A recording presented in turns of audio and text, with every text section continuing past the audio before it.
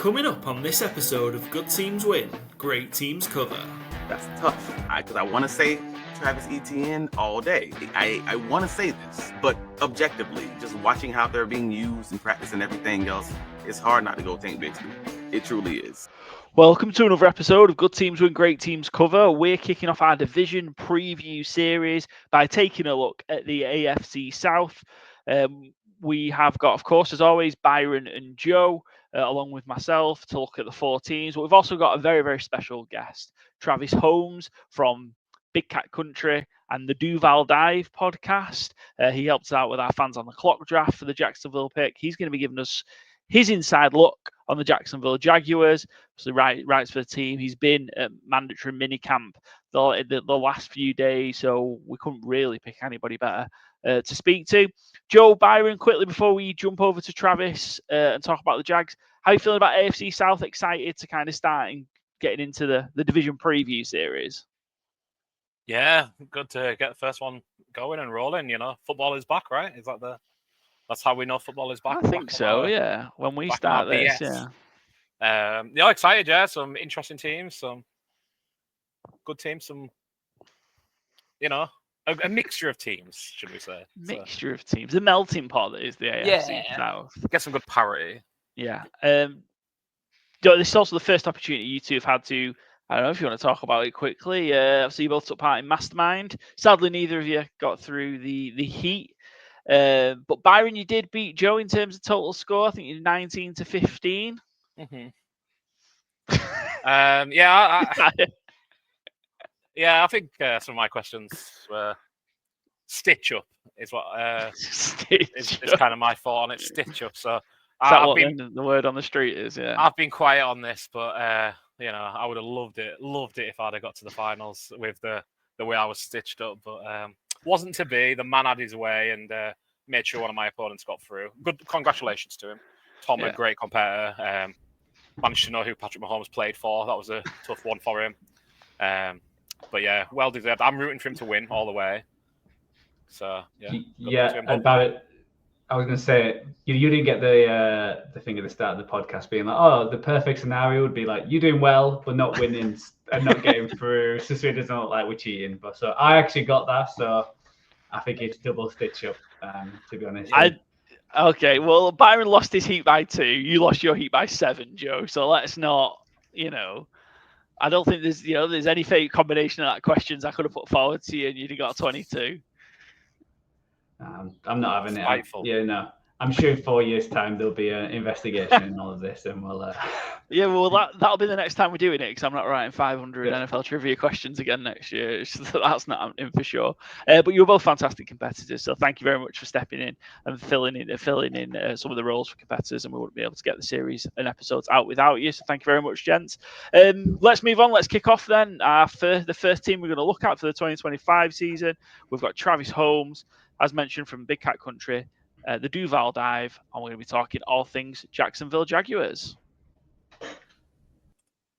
First up in our AFC South preview, we're joined by a very special guest joining us to talk all things Jacksonville Jaguars. We've got Travis Holmes joining us from Big Cat Country and also the Duval Dive.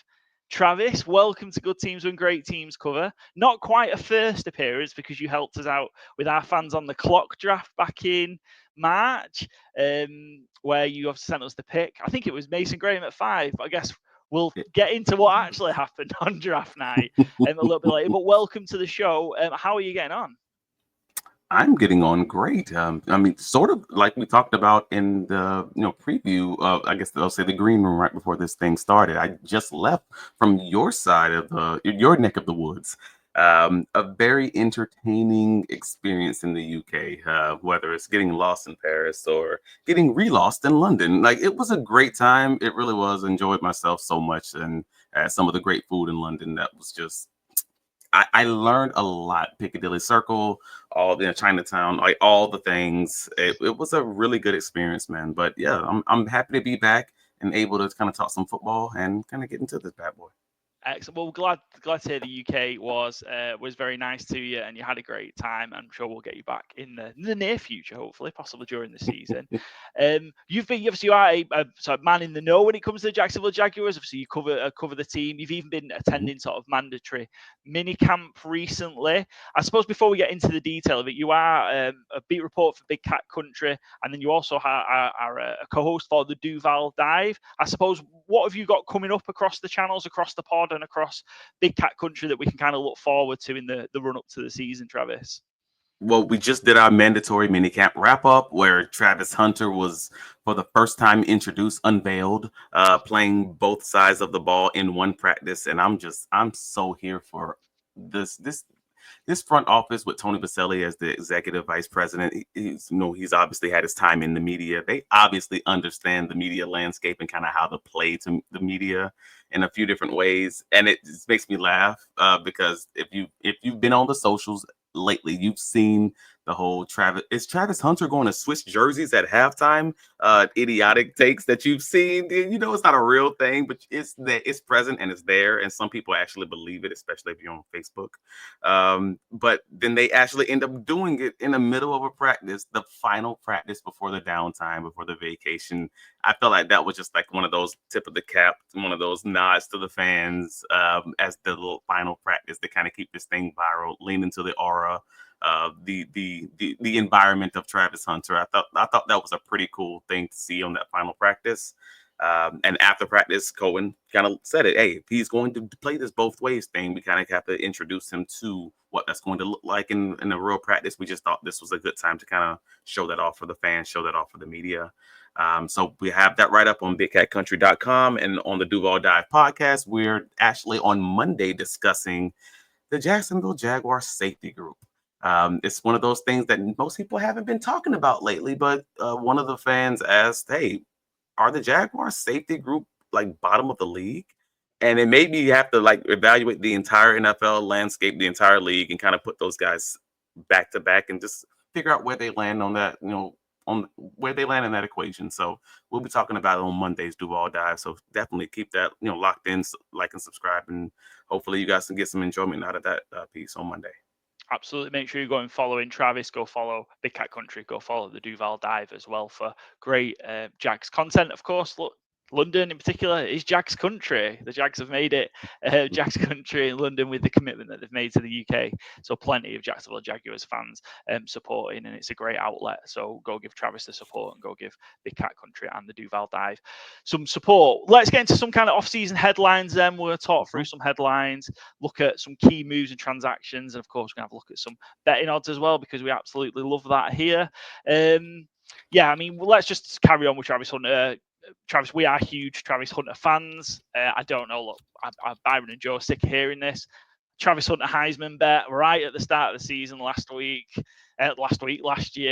be bad if it was last week. Yeah. Last year, a big fan. I owe Travis Hunter big time for what he delivered for me last year. So we're looking forward to going and seeing him in action, especially at Wembley in against the Rams later on in the season. But yeah, Jags went in on the hunt for two-way player. Jags traded up to 2 in the 2025 draft to pick a potential generational talent.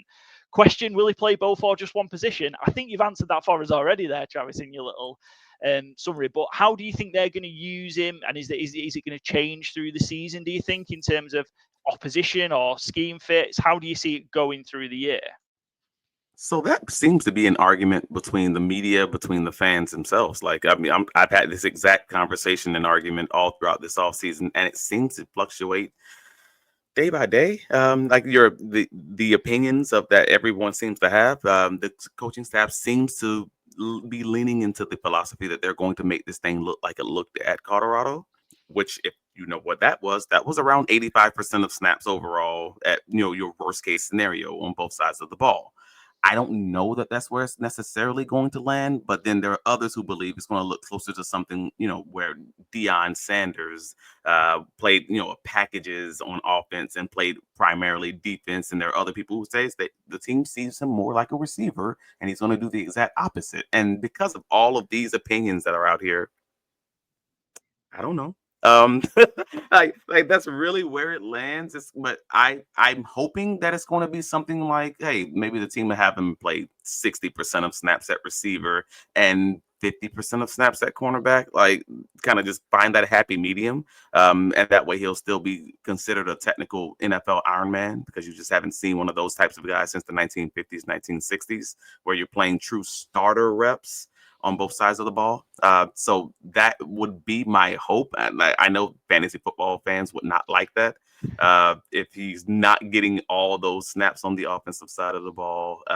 But from a team perspective, that would probably be one of the better situations, because we still got questions on that Jacksonville Jaguars cornerback group. And we still have questions of how they want to use that receiver group. So Travis Hunter gives them that variety and that flexibility to kind of figure that out wherever they feel like he's going to be best needed on a week-by-week basis. Yeah, and I don't think we've had maybe a guest that's as best placed to see. Look, Travis, we haven't had anybody that's got the experience. I understand you played at UCF for a little bit a while ago. How to have had somebody do what Travis Hunter did last year at Colorado, not just last year, but the last few years at Colorado. Like, how would you have seen that? Like, would you think that was possible, given kind of the people you shared a locker room with and the players that were around when you were in the college game? No, I'm just going to be honest with you. No, I did not foresee that being possible in the modern NFL, in the modern college landscape. And if it was going to be possible, it was going to be two things. One, a team that was desperate enough or small enough that they kind of had to have that to make it work. And that in a lot of ways did work out in Travis Hunter's favor, going to Jackson State, going to a team like Colorado, where it's kind of like, we'll give you whatever you want to make this thing be viral, to make this thing work, to give us the attention that's necessary. And in a lot of ways, this was that. But back in my days, and again, you're talking the early 2000s in college football landscape, there were no teams that were pushing the envelope in even a small resemblance like that, other than maybe like Boise State, where they were pushing the envelope in how they ran their offense and the chaos that was there. So overall, I didn't foresee something like this, but if there was a chance, it was going to be the scenario that Travis Hunter and Deion Sanders kind of walked into. And now that we've seen it, if you want to put that into the NFL landscape, what NFL teams were in a quote unquote desperate enough situations that they would also accept someone like a Travis Hunter doing something like that and and being willing to push the envelope? You're probably going to be talking about someone like the Cleveland Browns, who have just been historically bad. You're talking about someone like the Jacksonville Jaguars, who honestly, over the past decade, not been great. not been great at all. So this is kind of one of those scenarios where maybe it's going to work out simply because they don't have as many choices, but to grab that elite talent and allow him just to be elite, because there are not many options left. Like, it was Travis Hunter or Mason Graham, maybe Ashton Denty. That's it. Yeah, and with the Jags kind of making sort of kind of signal of intent, I suppose, by making the move. Do you think it's hard to say now because we're not the benefit of looking back, but do you think it's sort of fair? Do you think the trade balance worked out fair in terms of what they gave up to go get Travis to move up the 3 spots? I mean, a lot of people have strong opinions of this, but if you're a Cleveland Browns fan, and I've talked to a few of them, they are pissed. They are angry that their team did not get what was obviously an elite talent. But if you're talking about the value that was given up to get Travis Hunter, I thought it was honestly fair. If the Jaguars end up winning 8 games, and that's around what Vegas has them at. If they end up winning 8 games, this trade basically cost the Jacksonville Jaguars the equivalent of losing a 3rd-round draft pick in the 2026 draft. Like, that is nothing. If you like, it just is. If you're getting what is widely considered to be the best player in the draft, if they end up drafting in the top 5, well, then it's a bad pick no matter how you look at it. There's no good way of slicing it. If they win the Super Bowl, we're talking nothing. It's truly an even trade, and I think anyone in Duval County would give that up immediately. So overall, I think it was pretty reasonable. I mean, they essentially gave up Bashaw Tootin. Sorry, not gave up. They essentially acquired Bashaw Tootin, Raywan Lane, safety out of Navy, and Travis Hunter for the 4 picks that ended up becoming, I believe, Mason Graham. I believe they drafted 2 running backs with those picks. The Cleveland Browns drafted 2 running backs with those picks and the 2026 first round draft pick. So overall, I think it's a pretty even trade if you're looking at it even now. And if the Jaguars end up having a reasonably solid season, right at that competing for the AFC's playoff spot or wild card spot, you're probably just it's a nothing conversation, and it's a great trade to get the best player in the draft. Excellent. Byron, just to touch on a point that Travis was making earlier, just about that, he made an element about the fantasy side of things. I'll probably talk about it now. What are you seeing in the early stages? Byron's our big fantasy guy, Travis. So, Byron, what are you seeing in these early stages in terms of where's Travis going? What's kind of the feeling that where Hunter's going in terms of what people are expecting to see out of him in that world? Yeah. Fantasy world. That's going to be fun. Go ahead. Yeah. So he's getting drafted in underdog, which is kind of the best ADP right now, which is best ball. So it's a little different, but it's going in like wide receiver 40 range, which I think is more than fair. My favorite projections is Mike Clay at ESPN. He has Travis Hunter at wide receiver 35 for the season, which again, I think is more than fair. A really interesting wrinkle. Not sure if you play much fantasy, Travis, but the Scott Fish Bowl is coming up this year, very soon. And Scott always has incredibly interesting wrinkles in it. And this year, you're only allowed to play offensive players. But what benefits one player in particular is there is IDP scoring, individual defensive player scoring. So you get a point per tackle, 6 points per interception, etc., etc. Essentially what we're calling Travis Hunter cheat code. So Travis Hunter in that scoring jumps up to wide receiver on my sheet, wide receiver 15, I believe. Football guys who do an incredible job, they have him at wide receiver 2 in that scoring.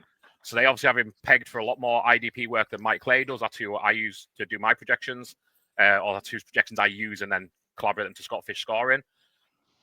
I think it's really interesting. I think wide receiver 35, 40 is what I would say is kind of the flaw. In Liam Cohen's offense, with Brian Thomas taking the bulk of the work, a true alpha, I believe. I absolutely love Brian Thomas. I think, I don't want to say the sky's the limit, but Chris Godwin and Mike Evans were both in points per game, top 12 receivers last year. I mean, Chris Godwin was the number 2 wide receiver before he went down injured, or number 3. I don't see any reason why Travis Hunter and Brian Thomas can't both finish in the top 15. So, I'm very enthused. We'll see about the workload. Like you said, the offense-defense split, how many snaps he ends up getting on offense. But I don't think anyone... Well, I might be higher than most people on the Jags actually this year, but I don't think we're expecting the Jags to lead every game, out of the gate and, be ground and pound the way through. Liam Cohen has been pass heavy where he's been in LA and Tampa Bay. So, I think there's going to be plenty of opportunity for Travis Hunter to rack up targets. So I'm very optimistic. I'm very excited. We could do a whole hour on Travis Hunter, but we do need to move on. I don't know, Travis, I don't know if you can tell we're huge Hunter fans. I don't know if that's come through at all in the first 15 minutes of the show. Yeah, I think everyone is. It's okay. Yeah. He folks laugh at the whole intangibly great thing, but you talk to him, you meet his people. Like, he truly is that guy. It's kind of hard not to like him. That's what I was going to follow up with as well. Like, I don't know how anyone can't root for the guy. He seems like the most genuine superstar already. Like, he seems like such a kind young man. He seems so thing. I actually, just while we're talking Travis Hunter, I actually got this Snickers thing. They've done like a 2-way merchandise thing, and it was a ice cream bar and a Snickers bar. Wow. And it was the Travis Hunter 2-way pack. I've obviously kept that because I absolutely love Travis Hunter. I absolutely love it for Jacksonville. I love having him in the league. But like Paul says, we will move on because I could sit here for an hour. So no, I just wanted to point out the one thing is take away the skill set for a second and just look at the person. He's Randy Moss, not the skill set, not the Randy Moss was known for 2 things. All he ever wanted to do was fish and ball out of control. That was it. That's who Randy Moss is as a person. And that's who Travis Hunter is. All that man wants to do is be on a lake, be on a river somewhere fishing. And if he's not doing that, he wants to be playing both ways and just balling out of control playing football. Like, he is Randy Moss in that way. So if he can just get the on the field stuff, as we've seen in college, to kind of transpose onto the NFL landscape, he is a superstar because you can't not like that guy. with that personality. You just can't. And let's move then to talk about the people that made this happen on draft night. So again, Joe writing the headline. So Jags drain the swamp and make a splash with hires. What did you make of Liam Cohen? I think we've talked about a lot back in January, February. What did you make of Liam Cohen's kind of initial press conference and the first attempt at the Duval shout? Oh man, yeah, he hates that so much.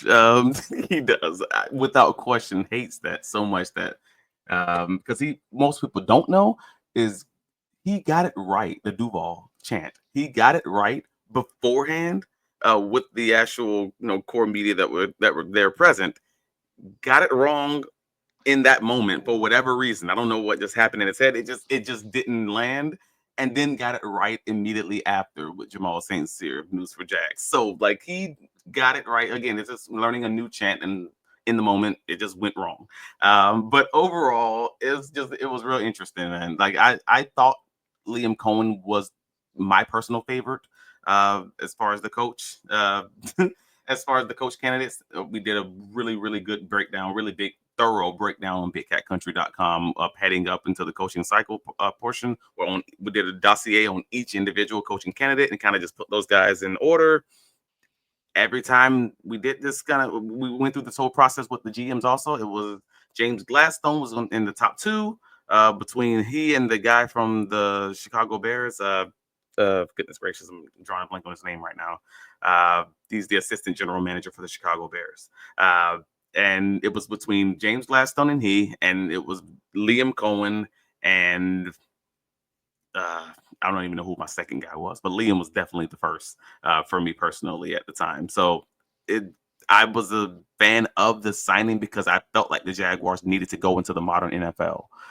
They just hadn't done that since I would even say around the Tom Coughlin time, you hadn't had an offensive guy who was able to kind of modernize their approach and how they ran their offense. Like I can't think of one modern offensive coordinator, one modern offensive scheming coach the Jaguars have had since Tom Coughlin's time in Jacksonville. So it was just time with all these failures with the guys who are known products like Urban Meyer or whatever else to finally say, maybe take a chance with the guy who's younger in that Sean McVay mold.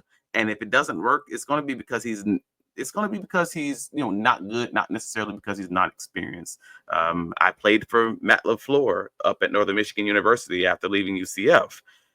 I've seen guys who have come in that same mode up in person, and I'm just like, hey man, take that chance. And I was very happy with the fact that they went with the Liam Cohen route, because if you want someone in that Sean McVay mold, you're going to have to take a Sean McVay type risk. Which means getting that guy 1 year early versus not being able to get him that that next year, because everyone and their mom gonna want him as a head coach. So sure. If it stayed another year in time, it'd have been the same. Yeah, you just might have been crowded out for teams that were going to want to take Liam Cohen on. Yeah, James Gladstone as well in at GM. Trent Baalke finally gone after quite the process of eventually parting ways with Baalke. They've made, I think for me, they've shown kind of that aggressiveness so far. Are you hoping that this continues? And what other moves do you think they can kind of make to kind of push like they did in the draft? Well, I mean, you don't, so you're not going to see them be heavily involved in the big ticket items. Well, I say that like you've already seen it in this past offseason. It was trying to raise the floor in free agency. It was all base hits. We got to raise the depth. We got to bring in more guys who are versatile and able to play multiple positions. That way, if something happens like what happened in Tampa Bay, where you lose at one point your top two receivers, you have a few options available. That's why you've seen versatility be the theme between the offensive line, between the guys they brought in the secondary, etc. Like they just want to make sure they have guys who can do multiple things and play multiple positions. But overall, it's not necessarily that where you're going to expect them to make those big moves unless they think that they're ready to make a big jump as far as like competing for a Super Bowl. So it's like the Los Angeles Rams in that way. They bought a championship essentially at one point because they knew that they were ready to do that.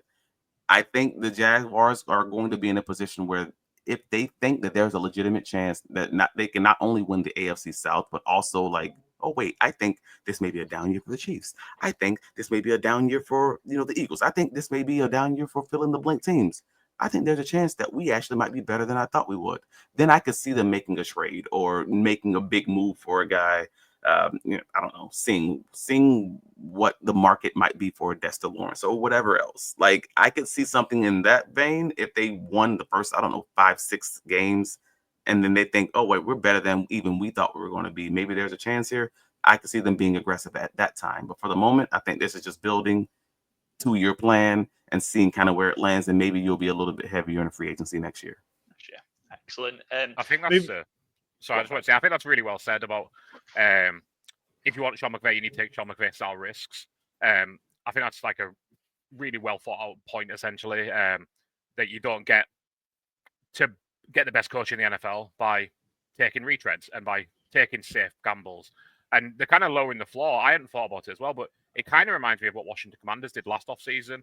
And Jaden Daniels and Travis Hunter don't play the same position, but I think they can have a similar impact in terms of raising the ceiling of that floor, if that makes sense. Like, you put your free agency in to get your solid veterans in place, get kind of your culture sorted, and then you bring in a X-factor game changer who can raise, fan expectations, media coverage, and I mean, hopefully we get the same kind of impact as Jaden Daniels last year, because again, me and Paul are both Cowboys fans, but not sure there was a rookie I enjoyed watching more than Jaden Daniels last year, regardless of division rivalries. So again, hopefully we see the same from Travis Hunter and the Jags this year. Oh man, that's shameful. That's shameful. You're a Cowboys fans, and you're like, "Hey, I enjoy watching them." I couldn't. I'm a football fan first. I can't imagine saying that about a Houston Texan or a Tennessee Titan, but I do get the point though. Yeah, I think it's a UK thing as well. To be fair, we don't. Well, I'll speak for myself. I'm not quite as. I bleed much more my soccer team back home than I do Cowboys. If Carlisle lose, my weekend is ruined. If Dallas lose, I can be like, oh well, I've never seen them win anyway, so. Yeah, we don't know what we don't know at this point with Dallas. But look, we've got to try and be neutral. We've got to try and provide some sort of objectivity as well in terms of the show as well. Because if we were just all heavy Cowboys, nobody would watch or listen, Travis. So we've got to give it some balance.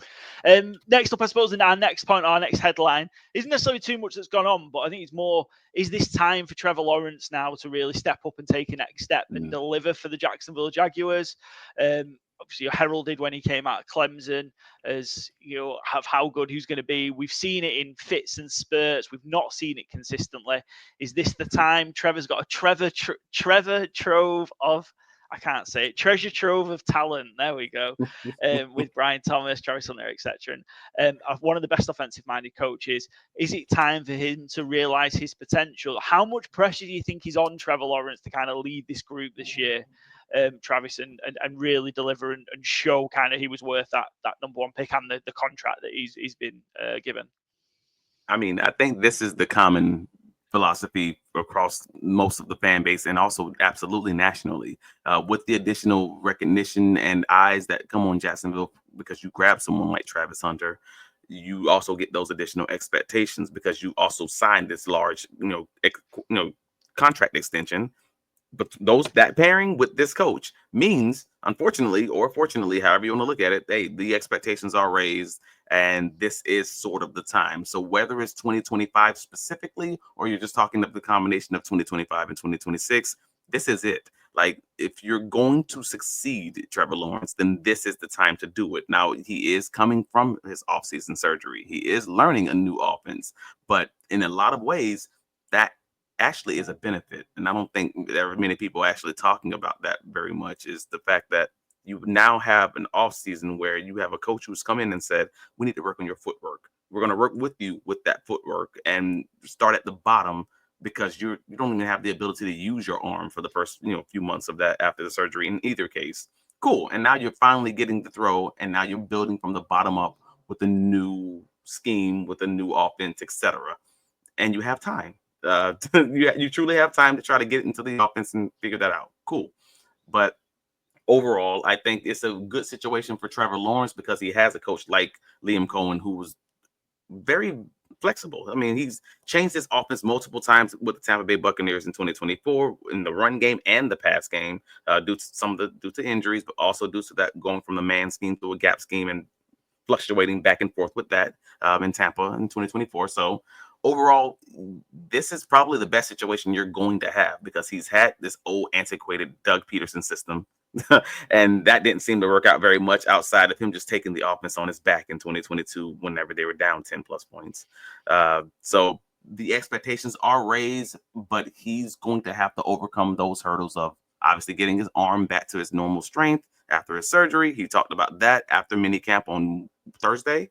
Just he's dealing with that soreness, which is why he has the sleeve on, because he hasn't thrown for 4 months. First time in 4 years that he just hasn't had the time to keep throwing and keeping that strength there. So he's going to ramp that up over this next few months before training camp begins in either late July, early August. But to answer your question, just cut it short, expectations are raised. They're rightfully raised. However, he may need some time, sort of like Jordan Love, sort of like, even Baker Mayfield last year, towards the middle of the season, it was where you would hope to see that arrow truly pointing up and him truly like owning that offense. Yeah, I think it's big expectations, big pressure this year for Trevor Lawrence to deliver. We've talked all offense so far. I think a little bit of defense, I suppose, with Travis Hunter, but our final point, I suppose, are we going to see the return of Saxonville in 2025? So we saw Trayvon Walker is showing positive signs. Obviously, another former number 1 overall pick that seems to be progressing and developing. Joshua Hines-Allen still being a top edge rusher. Can the Jacksonville defense help the offense out a little bit more this year? And can we see that defensive line take over? What have you been kind of seeing? I know it's only been early days of mini camps and stuff like that, but what are you seeing out of this defense so far? Well, the main thing I'm seeing out of them is less weight. Let's start there. They all have lost pound. Like the smallest weight loss we've heard of, at least, is Trevon Walker saying he's only lost 3 pounds. But he also said he's wearing it way different. Because if you look at pictures of him, he looks more cut. Just in that piece. So you got Trevon Walker, who's lighter, 3 pounds. You got Hines-Allen, who's significantly lighter. He said at one point in 2024, he was up to 285 pounds, and he was drafted at 260 something. Like it was in the low 260s. So we're like, dude, that is crazy. So just starting there, those guys are going to be more explosive, but also in this scheme, Anthony Campanelli allows them to actually rush. And I say actually rush because, again, Hines-Allen commented on this after one of the early OTA practices that in the 2024 season, Ryan Nielsen would have them often cage rush.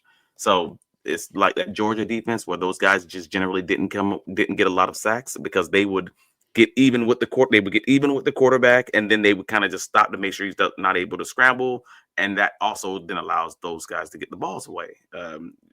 Now you have the ability to truly let loose and just go and get the quarterback. So that's going to be beneficial for both Hines-Allen and Trevon Walker. But the question remains, what's going to happen with that defensive tackle group? Is Eric Armstead going to give you that internal pressure now that he's actually going to be playing his rightful 3 technique position? Or is he's going to just be another rotational guy giving you 40% to 50% of the snaps? You gotta hope and pray that he's going to be his normal San Francisco 49er self, sans injuries. And what are they going to get from Devon Hamilton in the pass rush game? Whether it's Devon Hamilton or Mason Smith, how is that going to work out in this new scheme? Those are the questions. If you can get better interior pressure from those defensive tackles, Hines-Allen and Trevon Walker will continue eating as they did in 2024. And that has to make Jacksonville Jaguars fans excited if you believe in that defensive tackle group. Excellent. Good stuff. Yeah, So I like some of the pickups as well, and we'll talk a little bit about those as we move on. Let's have a look at some of the key transactions, I suppose. So we've talked about a lot of them already, but in terms of the ones I suppose we haven't touched on, we saw players like De'Ami Brown come in free agency. Jordan Lewis, one of my favorites from the Dallas Cowboys. I think the Jaguars have got a great slot corner there. Yeah. Experienced one. Really hope he continues to kind of have a great career. And he will definitely be missed in Dallas. In terms of kind of, I suppose, key movements in free agency and in the draft as well, Travis, who's somebody that hasn't necessarily been talked about a lot that you maybe hoping to get big things from this season? Yeah. So that secondary conversation, because I'm a former defensive back for UCF. And the secondary is kind of my bias. That's my area. Jordan Lewis, that dude's freaking hilarious. But also he's a dog on the field. And that's great because the Jaguars right now need something like that because they have the Jordan Lewis conversation with Jarian Jones, with whether Tyson Campbell's going to actually stay healthy. And as far as that's concerned, because he's only been healthy one of his 4 years in the league, knowing that is a situation, or that is a likely possibility for the 2025 season at some point that he could potentially be injured, you want to make sure you kind of have a good backup plans with Travis Hunter maybe playing a little bit more defense and Jordan Lewis having that inside out versatility. So I love that signing for the Jaguars because, again, people view him as a slot corner, but he can actually play slot and outside. Just depends on where you want to use him. But also that offensive line group. I mean, I know we haven't talked much about that, but you got Patrick McCarry, who has 5 position versatility there. That's awesome, for the team, because whether or not he's going to be a backup center, whether or not he ends up being your starting right guard, whether or not he's able to push Ezra Cleveland, if Wyatt Millam is able to kind of step up at your right guard spot. You have so many options there for a team that's not necessarily all in on being a man scheme or a gap scheme. Just give me the best 5 guys and we'll play whatever's going to work best for them. I think that's a very beneficial situation for both this first-time head coach who's calling offensive plays and this first-time defensive coordinator, to have all these options available back in their secondary and also that offensive line. So I like the Patrick McCarry signing personally. I'm cool with the Robert Hainsey kind of situation, though I do question what that's going to look like. Robert Hainsey at center, he was a backup center for the Tampa Bay Buccaneers in 2024 because he lost his role to Graham Barton, who they drafted, I believe, in the 2nd round of the 2024 draft. So you got 2 center options between Robert Hainsey and Luke Fortner, who were backups in the 2024 season. Both of them were backups in the 2024 season. And Jonah Monheim, who, while he was a pretty good center in 2024 for, I believe, USC, he also has 30-inch arms. That's small for a skill position player. I'm just going to be honest with you. 30-inch arms are small for a cornerback. You couldn't play in the NFL likely with that kind of limitation. So it's going to be a question of what that's going to really look like and how that's going to work out at the center spot. That's my only real larger concern. Whether it's Robert Hainsey's going to step up, Luke Fortner, is he going to land on the practice squad? Or is he truly going to be that backup guy? And Jonah Monheim, can he overcome that disadvantage, which he did on some level in college, but NFL's a different beast. Tough with those big guys inside. I mean, even just looking the division, inside what's facing potentially across him when they play the 2 games against the Titans, if he's going to be starting center again. Devondre Sweat and things like that's a rough afternoon's work. And if you're already a bit disadvantaged, then DeForest Buckner exists. Yes. Yeah. There are some guys that might be a problem. We'll see. Excellent. Good stuff. Well, let's have a look at moving on to some of the lines. Then we are a gambling show at heart. So let's have a look at some of the lines for the Jags for the 2025 season. I think I'm on duty. Excellent, and we've got it. So the line of the Jags is over under 7.5 wins, 23-20, over 20 to 21 under. So just a shade either side of even money. So I think that's plus 105, minus 110, real close. What do you think kind of the floor and ceiling is for a record this year for the Jags, Travis? I mean, Vegas is Vegas because Vegas has all the people on the ground and they know all the things, and that's why they consistently make money. But that 7.5 is a rough one because 7 is probably the floor.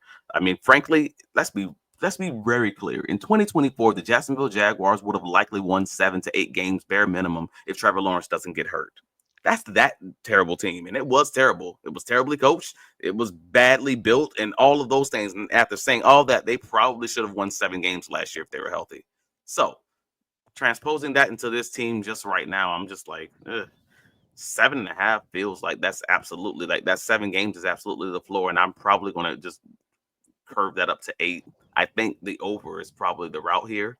And I'm not saying that because I support the team. I'm not saying that because I cover the team. I'm just trying to be objective here. They opened with Carolina Panthers.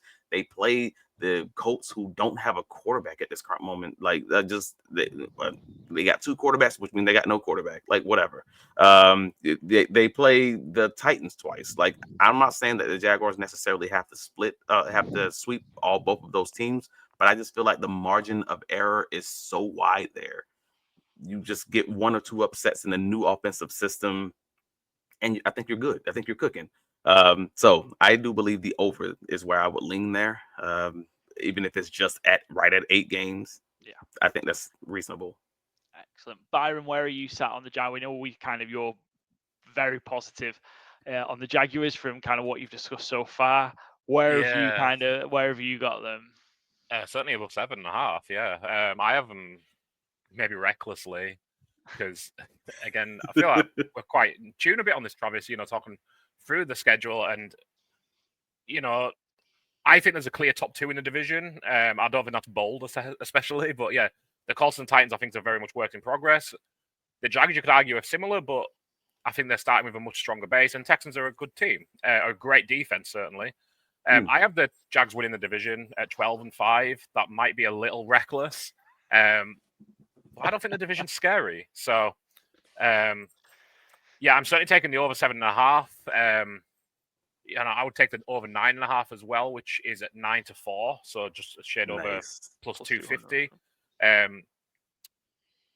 Again, maybe I'm a bit Travis Hunter and Liam Cohen pilled. I love both those personalities and what they've done in their career, whether that's college or the NFL so far. So, I couldn't agree more on your analysis of last season as well. Like, there were so many games where, even early in the season, where you're like, oh, the Jags should have just won that game.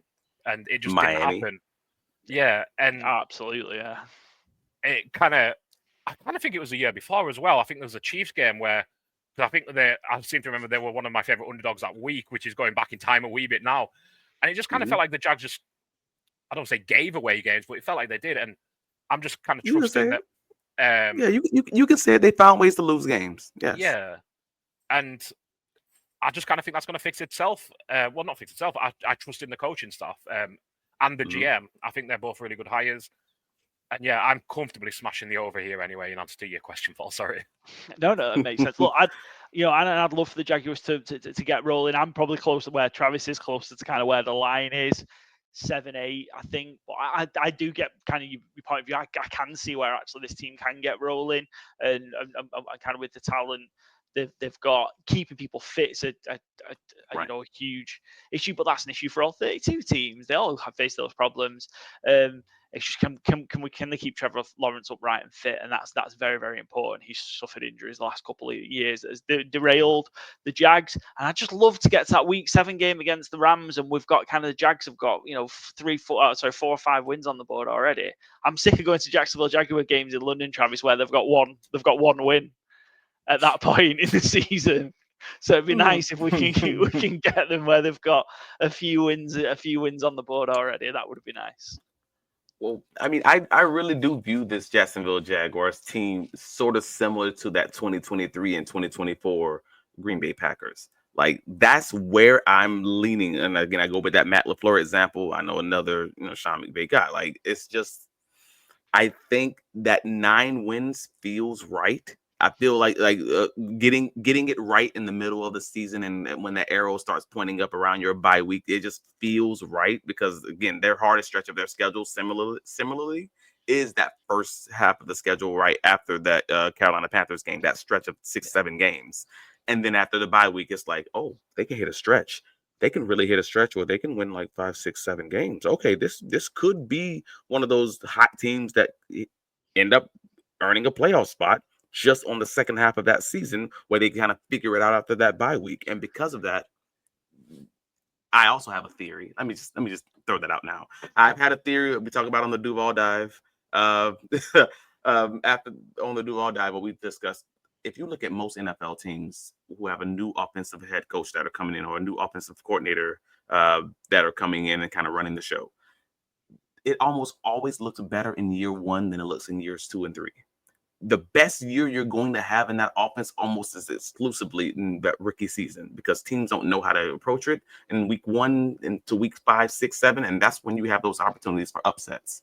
So I'm saying that to say, if this thing is going to look good, like it looked good for Baker Mayfield under Liam Cohen, because he only had the 1 year, you don't have that sophomore slump.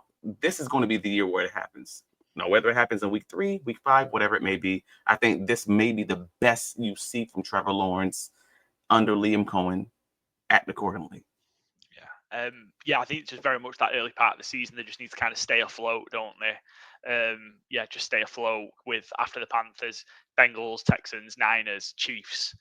It's a tough run before eventually then coming to London, and then there's the bye. So it's stay afloat, find a way to win a couple of games, and then it does ease off the back end of the season. There's a lot of very, very winnable games that can get you the Jags close to double digits. Let's have a look then at the division playoff Super Bowl winning odds. I think Joe's got them for us in the background, right on cue. Thank you. So we've got 13-5. That is plus. Oh, now I need to do the maths the other way. I'm used to doing the maths one way and not the other way. It was just over 250, maybe plus 275. To win the division, somewhere around that, if that helps translating it, Travis. Conference to win the AFC, 50-1, so plus 5,000, and Super Bowl 60 winners, 75-1 plus 7,500. I suppose the question is, do you think they can overhaul the Texans? I suppose that's the question here, unless the Colts or Titans do something absolutely out of this world. Seems to be very much a 2-horse race. It has been close, and the Texans have won the division the last couple of years, but not necessarily ran away with it. Do you think the Jags can close that gap this year on the Houston Texans? So before last year, before 2024, right, let's start. Let me start at the start. 2024 could have easily gone to the Jaguars if they just would have gotten out of their own way and just not had the injury to Trevor Lawrence. Obviously, we already kind of discussed that, but when folks say that this is like the Texans' year or this is just the thing, I'm like, I don't see it. I don't understand what folks are seeing. I think they're just giving to them by default because they won it the past 2 seasons. But if you're going back into past years, at one point or another, there was a different AFC South champion, like I believe it was 5 years straight. Like nobody was doing this thing 2 years back to back. And that was because they almost always split. It was going to be, I win whatever games at home for the Jaguars. Like they do it with the Colts and they do it with Titans often. It's whoever's at home is winning that game. So I'm saying that with the Texans, with their new offensive coordinator, with their lack of an offensive line because they got rid of Laremy Tunsil and brought in Cam Robinson, which, Lord, that's not going to be pretty. Like there are issues. They brought in Trent Brown, who just can't stay healthy, and he's like, I believe he just turned 32. No, was it? No, I'm sorry, 36. Was it? It was something in that range, and I'm just like, okay, gosh, after having his injured 2024. So I'm just like, I don't know what folks are seeing and make them say that this just has to be the Texans division. Like, there's not any cracks in the armor there. You got Tank Dell, who's probably not going to play in this 2025 season. So they're just going to be heavily dependent upon Christian Kirk, like being that slot receiver. There's a lot of questions that need to be answered in Houston. And there's a lot of questions that need to be answered similarly in Jacksonville. So I feel like this is a coin flip much more than this is just the Texans division to win. And if you're a betting person, that's a bet I'd like to make. I'm always going to bet on that underdog because I want more money. Man after our own hearts, for sure. I think we certainly play that way a lot here at Good Teams and Great Teams Cover. I suppose just last question, Travis, before we let you go. What would kind of be in your mind now, given everything, the change in the offseason, what would be a good season for the Jags in your mind? All right, good season, true expectations. Good season for the Jacksonville Jaguars is making the playoffs even as a wild card. Like, if you make the playoffs, just period, you're approaching Doug Peterson 2022 territory. You're probably going to have a stadium, a statue outside of the stadium at this point. Like, whatever. With the offseason they've already had and making people love them with the additional videos of the hunt and all of these things that they're doing. You make it to the playoffs and you give, especially if you have the opportunity to give Jacksonville a home game. Oh gosh, I can't imagine. Like, that's that will be it. But if you're able to truly like win the AFC South, so not just sneaking into the playoffs, like you're actually winning the playoffs, and this is a known thing going into that last week of the season, that's a great season. Anything above that, you're in bonus territory. Like if you win a game or you win 2 games in the playoffs, or God forbid you're in one of the the divisional championships. I can't imagine like conference championships. That's to the point where I can't even view that. That's not in my realm of possibility. Like if it happens, I'm just here riding that wave. But yeah, that's good in the playoffs. Any means necessary. Great winning a playoff game and just kind of seeing where this thing lands, and then you're in the bonus territory, and we'll see where it goes. Like that's it. Excellent, good stuff. I know Paul said one last question. Can I sneak one last question in? Just Yeah, sure. being a bit fantasy heady. If you can only take one Jacksonville running back in fantasy this year, who are you going to put your chips on? And that's it, because that to me might be the defining question of fantasy seasons, because I think any one of them could hit. But you might take one. That today, without seeing these guys in pads because they haven't started training camp, just seeing what they're doing. I will be holding practice. you to this as well. Yeah, but I want to make sure everybody else hears this. Like, I haven't seen them in pads. I can only tell you what it looks like as far as guys learning the playbook and guys lining up and not having mental errors in practice and things of that nature. That's tough. Because I want to say Travis Etienne all day.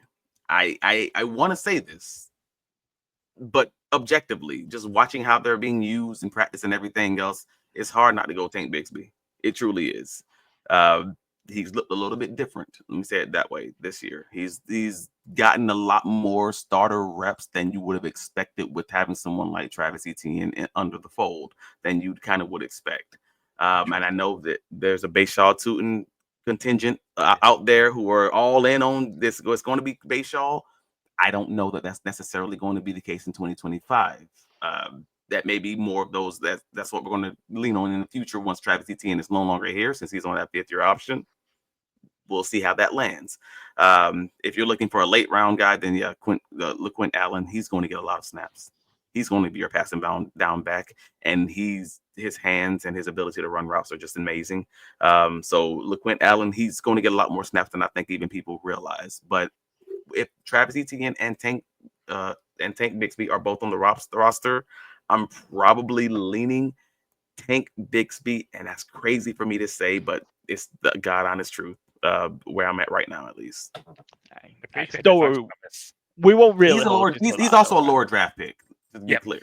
Yeah. Travis, thank you ever so much for coming on Good Teams and Great Teams cover and sharing your insight on the Jacksonville Jaguars ahead for the season ahead. As always, make sure you go follow Travis D Holmes, available on X, also Big Cat Country.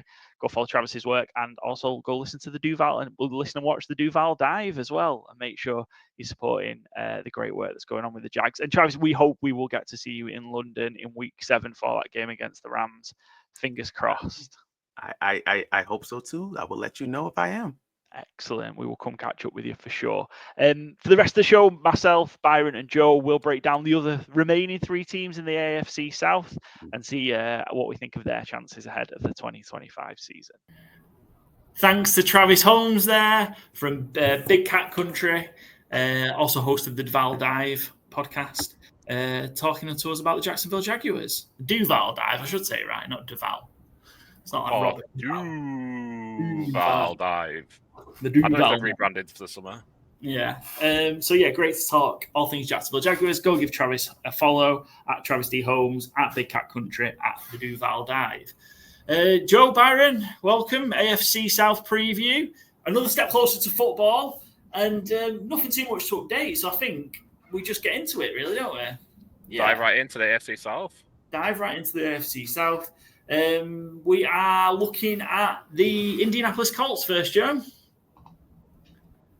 Excellent. So headlines for the Indianapolis Colts. Danny Dimes could cost AR, Anthony Richardson, starting role. Jones brought in as a backup, but now he's odds-on favourite to win the starting job after Richardson injury. I think we called this out that there was a possibility, injury or not, that Danny Dimes could win this job when he signed. It was one I loved and liked early when we were doing our free agency chat. That I thought Dimes could be AR out. How likely do you think it is now? And do we think is it really a serious injury to AR, or is that just kind of a cover for him maybe taking a back seat? I presume it's a serious enough injury. He's getting a second opinion on his shoulder that was operated on. So I presume it's serious enough. I don't think, he had the thing where he went out during a game because he was winded or tired or needed a break, whatever the phrasing of that is. But I don't think he's not a competitor. And I think this is a real, this is it for Anthony Richardson in Indianapolis.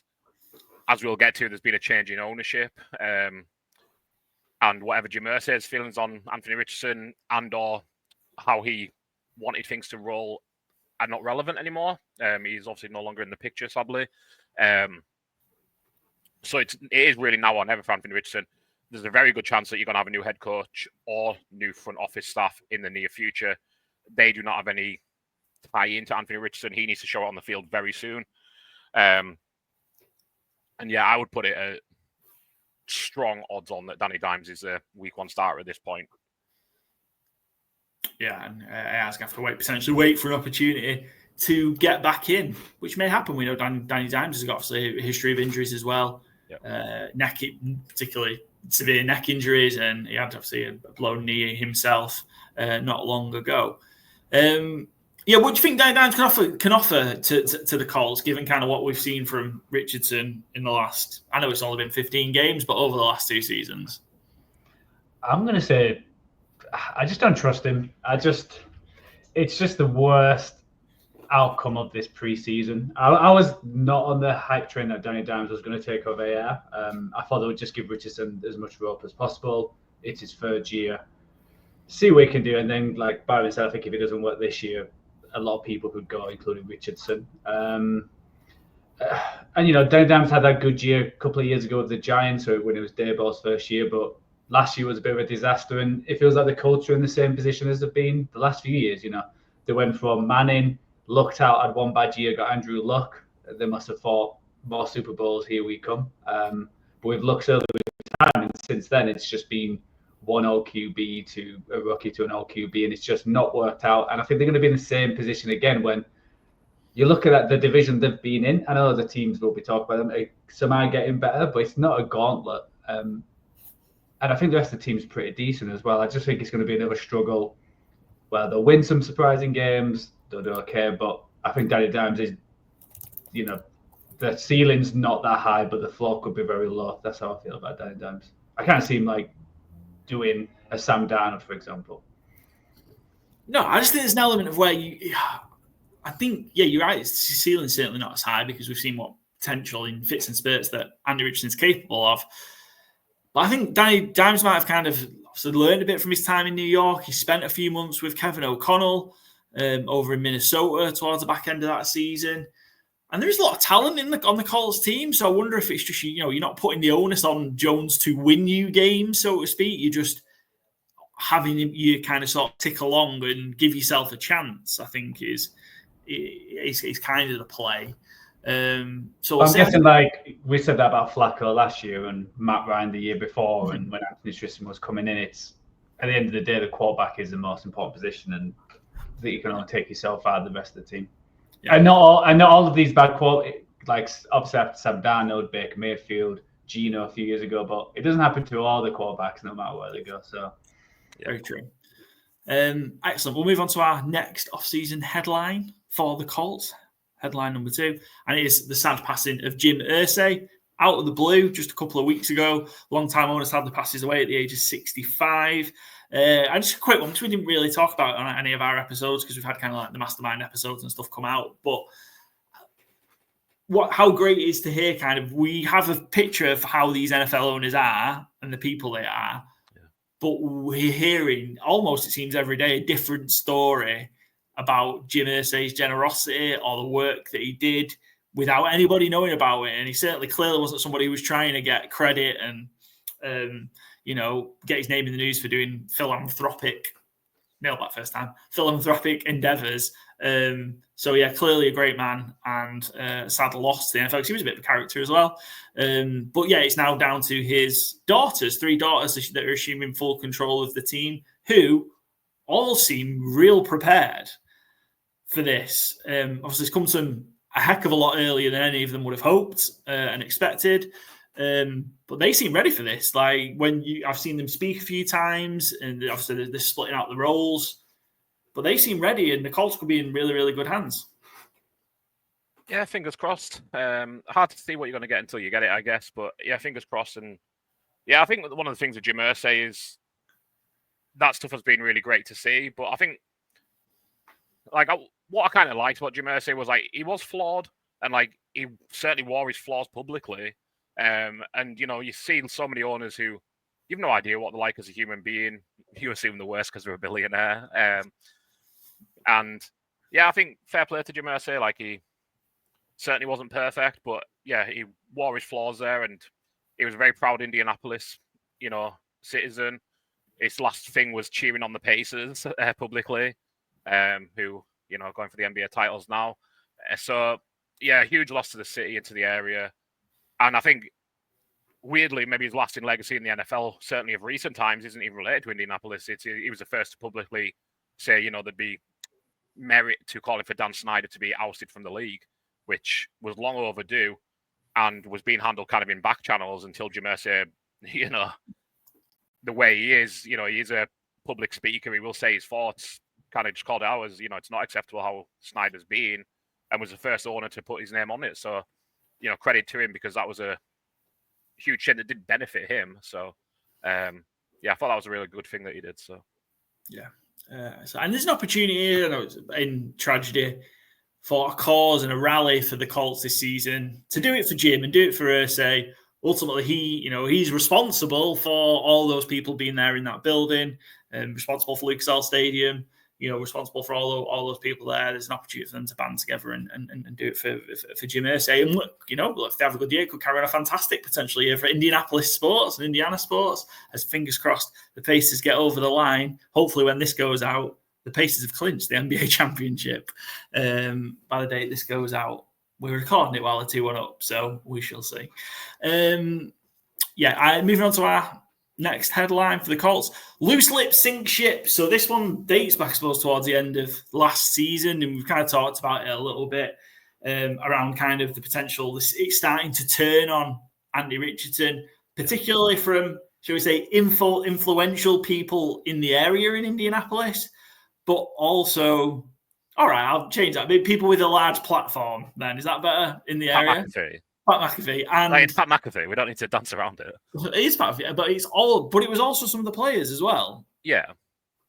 And I think that's probably the big thing for me, is when it's so hard to win back a locker room, especially as a quarterback and as the de facto leader of the team. Yeah. When people when your buddies in the locker room, the people you go into fight with and people you're going into battle for, so to speak, are turning on you. What do you think the state and the culture and kind of where that atmosphere is in Indiana? Yeah, I think it's great. I think it's telling when. So I know Duval spoke to former 49ers. He spoke out a bit, and it's how Anthony Richardson said, "I'll go in early to like please Buckner and please everyone." It's like, well, no, you should go in because that's your job.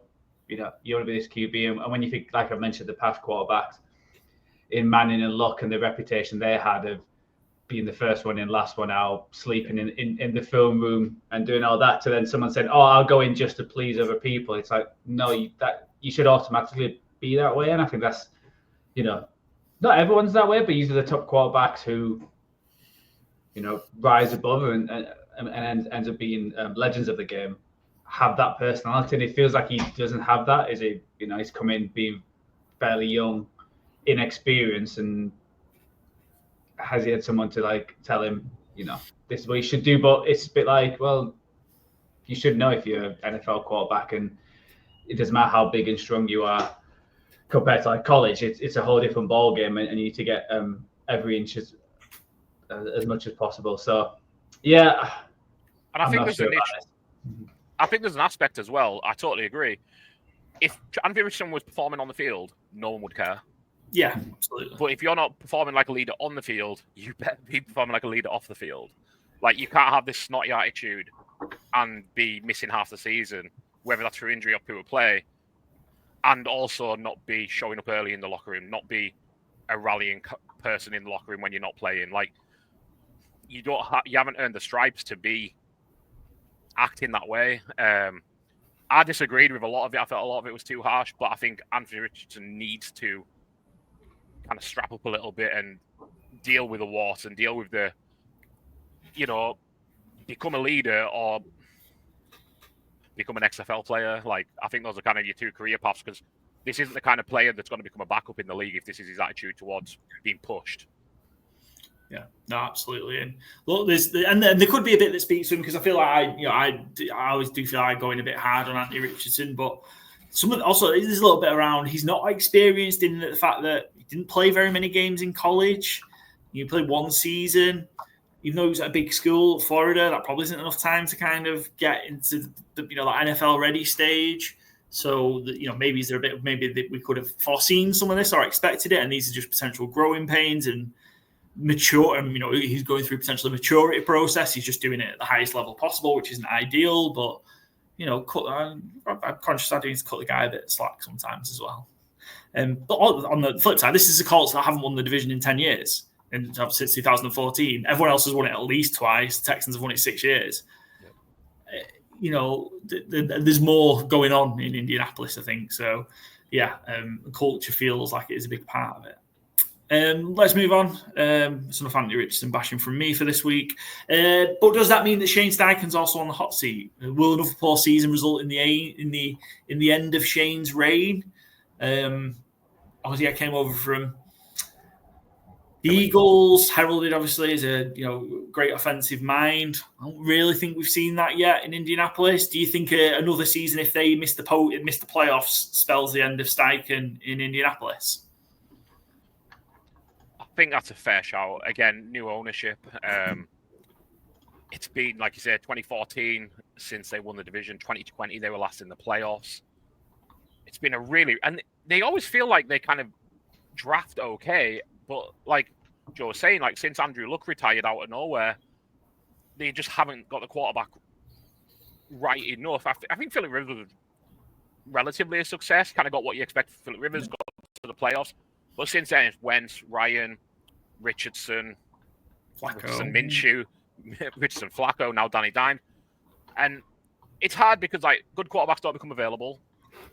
They were rumored to be in the Stafford market when they got Wentz, but fell short, and it went to LA, and look how that worked out. Sliding doors moment potentially, but they didn't get Stafford. That's on Ballard, who's still the GM. I think it's a real hot seat, maybe more for Chris Ballard than Shane Steichen, but I think the pair of them have to be. I feel a bit for Steichen because I don't think he picked Anthony Richardson. Yeah, he may well have done. He may well have seen enough traits there, but ultimately it's a GM who makes that call. He's a first-time head coach. You take the job you're given, and you get the players you're given. And I don't think he's done terribly. I think he's 500 over his first 2 seasons, which isn't awful. I don't feel, but you've got to make the playoffs. You've got to give some kind of hope there that we're not just praying we get Arch Manning in next year, or probably more likely 2027 draft. That isn't a future plan, and I, again, don't know the Irsay daughters. I don't know what their plans are, but I doubt they're happy to just sit and wait for something to happen. Yeah, I think they spoke of ultimately not just wanting to win games, but win championships, and that's the level they need to get back to. Yeah. I feel kind of if he doesn't kind of get to the playoffs, I kind of almost feel Ballard's going to be gone regardless, because obviously, it feels like maybe Irsay was a bit more attached to him, personal relationship, whatever. Obviously, the daughters don't have that, and I think he'll be gone regardless. And I think it makes a real difficult case then to keep Steichen and not just have your GM and head coach on the same timeline, which I think always is a much better position to be in. Cool. That's just? Have we got one more, Joe? Have we just got the 4 for the Colts? One more. Thanks. That did not help me. Excellent. So, yeah, on to the key transactions, I suppose. Free agency draft. We've talked about Daniel Jones. Charvarius Ward also came across in free agency, obviously from your Niners. Obviously they lost a bit. EJ Speed, Will Fries, Ryan Kelly. And from what had been quite a stout O-line, been a pretty good O-line in India, hadn't it? Yeah. What do you think, I suppose, from free agency or the draft is kind of the biggest benefit, or who's going to kind of make the biggest instant impact, do you think, for the Colts?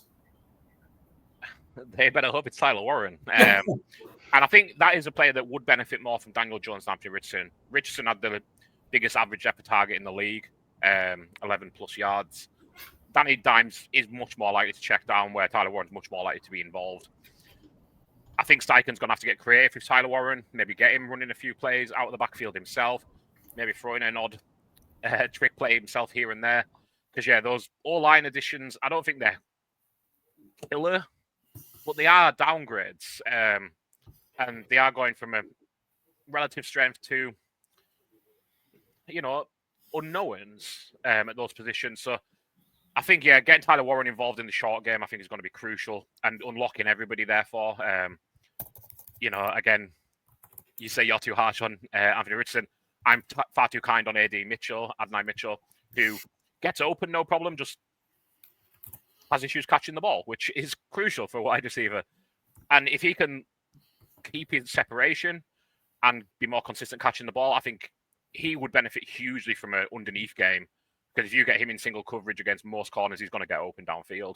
Same with Alec Pierce. Like, the weapons, I'm not going to say like A grade, but I really like their room. I think Josh Downs has been incredibly underrated the first 2 years of his career. He's another one who just gets open at all levels of the field. And I think Tyler Warren is kind of just that perfect, addition to that. Because last year, I don't know how many times we said it, like, Anthony Richardson had a lot of incompletion, but it felt like every time he threw to a tight end, it might as well be hitting them in the helmet as the hands, even though it's hitting them in the hands. Mo Cox, Ogletree, Kylan Granson, it was just a list of nobodies that didn't seem to know how to catch a ball. So, Tyler Warren is very premium draft capital at 14 overall for a tight end, but he was very highly rated. The Colts obviously loved him, seeing the videos of them drafting him, and they couldn't be happier. So I think he's going to be the kind of secret little key to get that offense going if it does. Yeah, there was a strange team where there wasn't like too much headlines in and out. Obviously, Charvarius Ward, I think that's a great pickup. Obviously, moving from the San Fran, personal reasons and everything what happened around that. I think he's a great addition to this Colts defense, who on paper again look like a good defense. I know last year we had them, me and Paul both had them getting the most sacks. And then when you look at, does Latu take that step, getting JT in the second round, who will be behind Quitty Pay.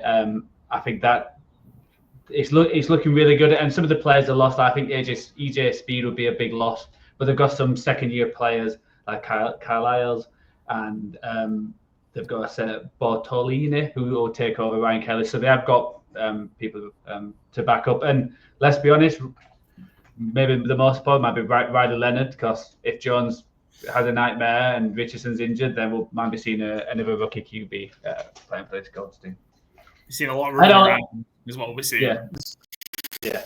And I'm really interested how Jonathan Taylor does as well. Yeah.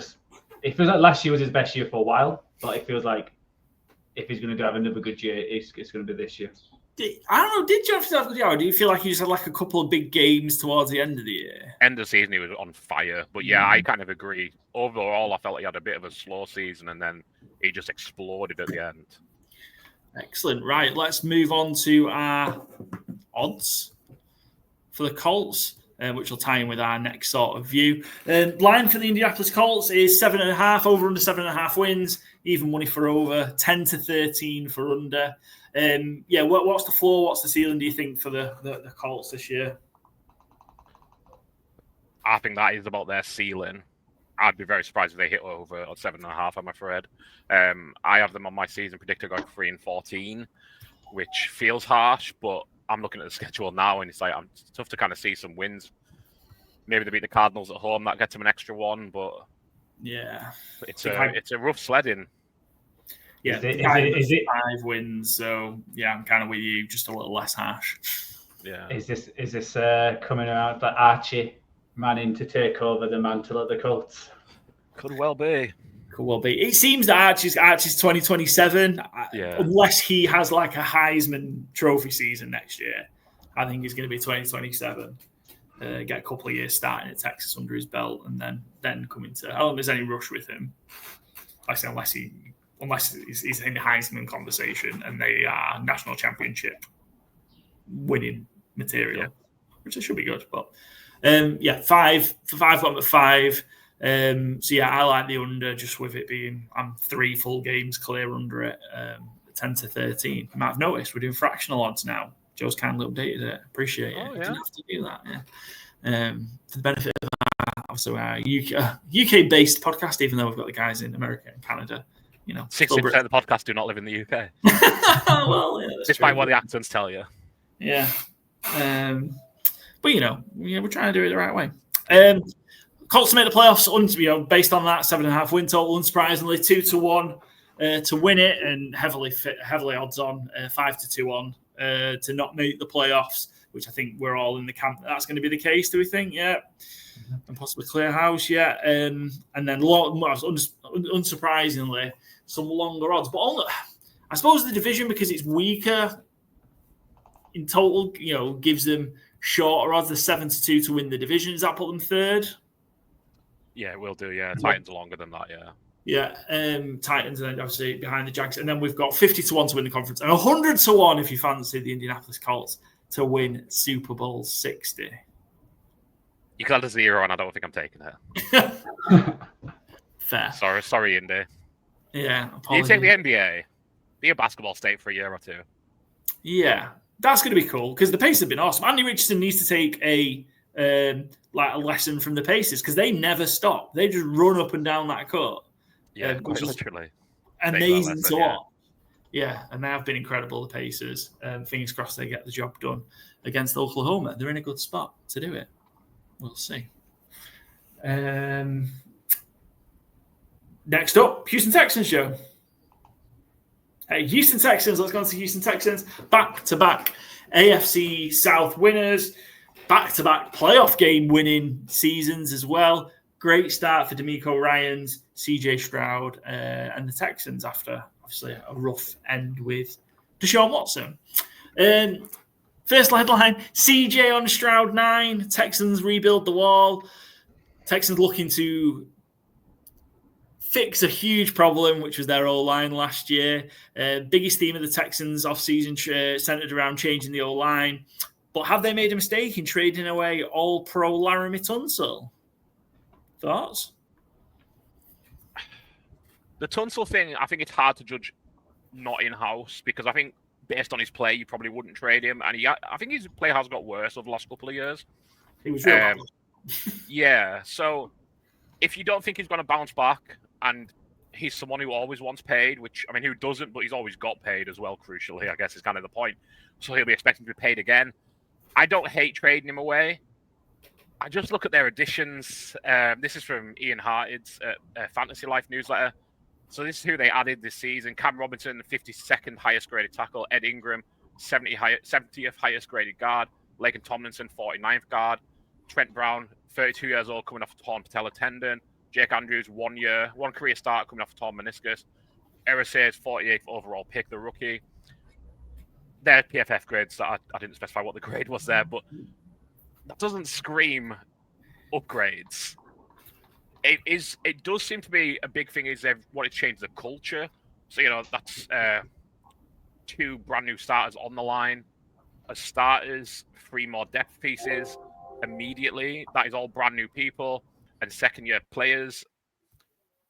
I don't know if the talent's going to be an improvement, but between getting rid of Bobby Slowick and changing the offensive line coach as well, they obviously weren't happy with what was happening last year. Understandably, was it the worst line in football last year? Probably up there if it wasn't the worst. So it's hard to say it's going to be worse than that, but I do find it hard to be getting super excited about, wouldn't be the first time Americans have been missold the telling of a wall in Texas. So, yeah. Excellent. We get political on Good Teams and Great Teams cover as well. Yeah, I think it's going to be a huge problem again, to be honest. I really do. But I think this might be one step in trying to fix it that's going to take 2 or 3 seasons potentially. But I think the Texans are going to go as far as that O-line takes them this year.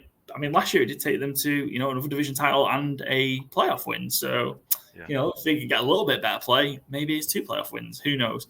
Next up then in our for Texans off-season headline, we've got, you mentioned it a little bit there, Byron, but how am I doing this? Texans slow kick Bobby out the door.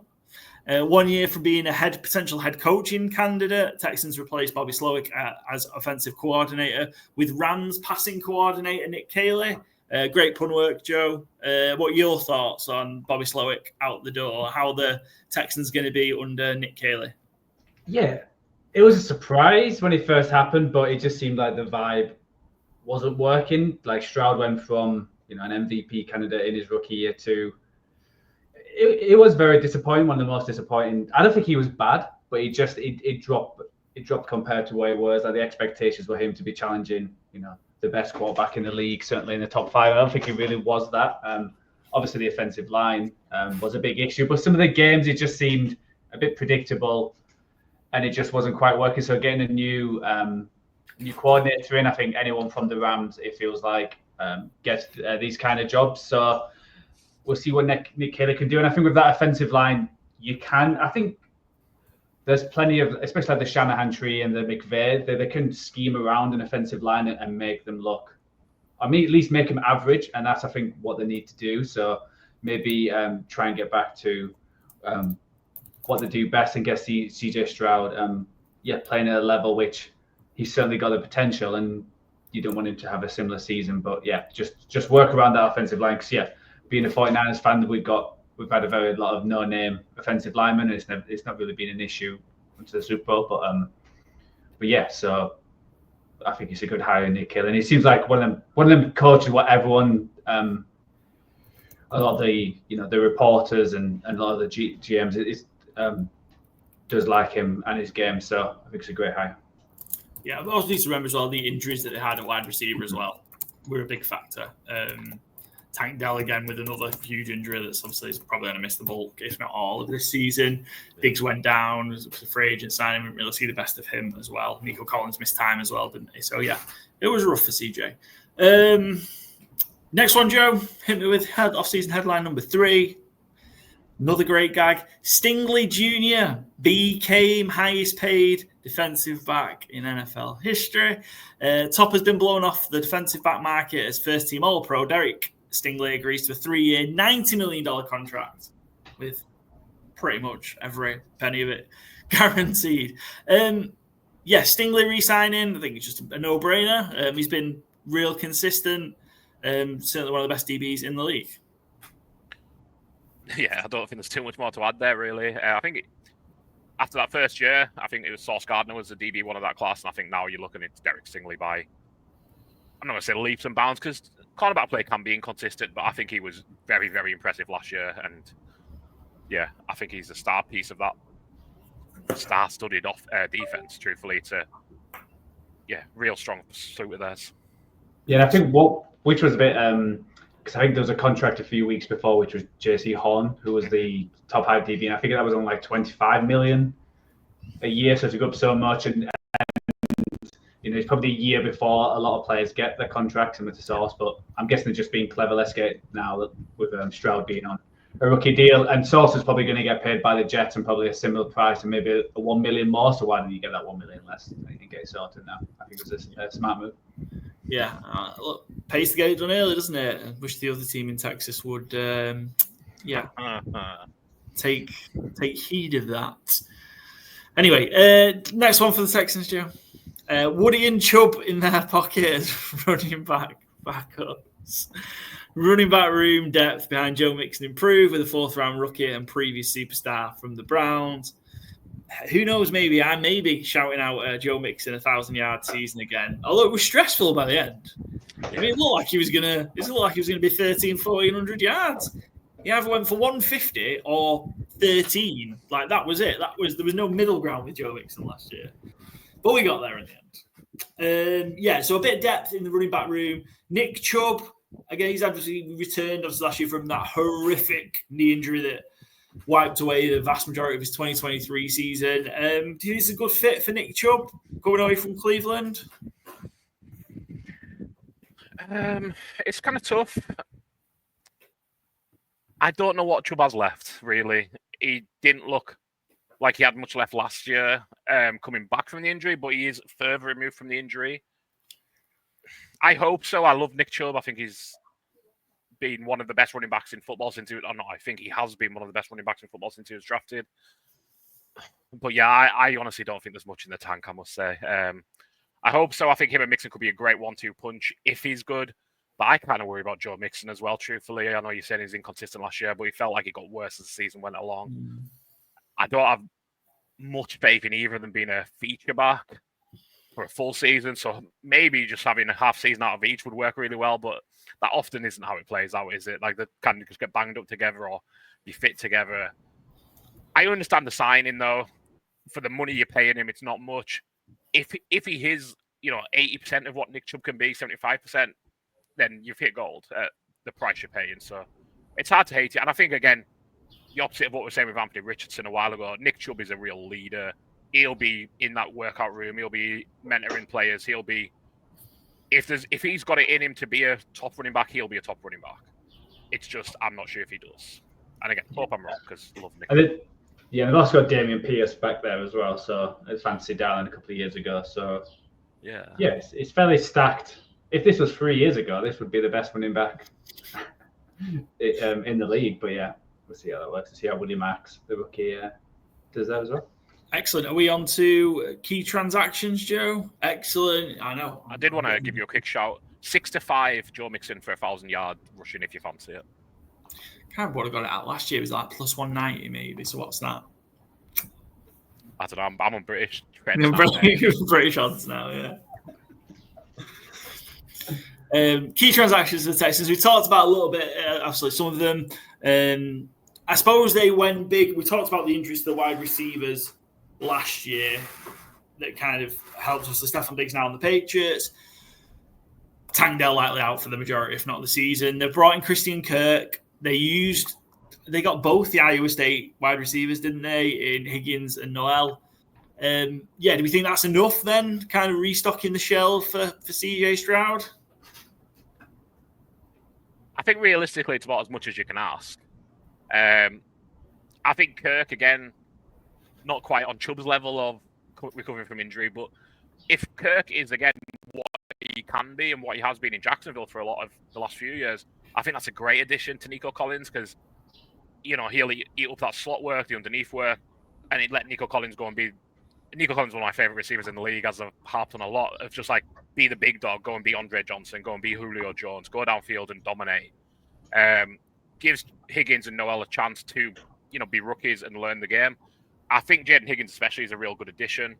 Their first draft pick, obviously, this year. So, yeah, I'm quietly confident in that receiver room. I think it would have been nice to get Diggs back for cheap, but, wasn't to be. Recovering from his ACL injury, he's gone to New England instead. Might have been a bit duplicitous with Kirk anyway, that underneath role. But, yeah, I think considering the needs they had, I think they've done pretty well to get those three in. Yeah, didn't have a first-round pick because they traded it to the Giants as part of the Jackson Dart. What ended up being the pick for Jackson Dart that the Giants took, which we'll get to in the NFC East episode. Anyone else that you kind of thinking might sort of step out for the Texans and kind of have a huge impact? So, yeah, I'm just going to go along with Barry with the Higgins one because he's very similar wide receiver. So it's going to be really interesting how they do that. And, we'll see if Noel gives a nice present to the Texans this year. So I think it could be a good one. And, yeah, the Cam Robinson one, when I'm not sure. Like, they've obviously kicked, I think Tyson Howard's going back into guard, which I think will help. And they brought in Lake and Tomlinson, like another guard who was at the 49ers, who actually had a decent career there, but didn't quite work at the Jets. So I think if they pay off, I think they've probably got enough at wide receiver. It's just, again, it's the injuries. If, Kirk gets injured, then you're looking at a lot of rookies and, and And they brought in obviously Justin Watson and Billy Hutchinson, and so you feel a bit sorry for them, and Braxton Berrios. But it's the NFL. You've got to produce, and it feels like they've got a lot of third wide receivers, fourth wide receivers on that squad. So you just worry that if anything does happen to like Nico Collins, then it could be a struggle again. Yeah, excellent. Right, on to our odds for the Houston Texans. Over under 9.5 wins for the Houston Texans. Even money for over, 10 to 13 for under. So lean to the maybe 9 wins being, and that's been enough to win this division, I guess, hasn't it, as well, to be fair. But where are you seeing kind of the Texans falling? Where's the floor ceiling for you guys for the Houston Texans?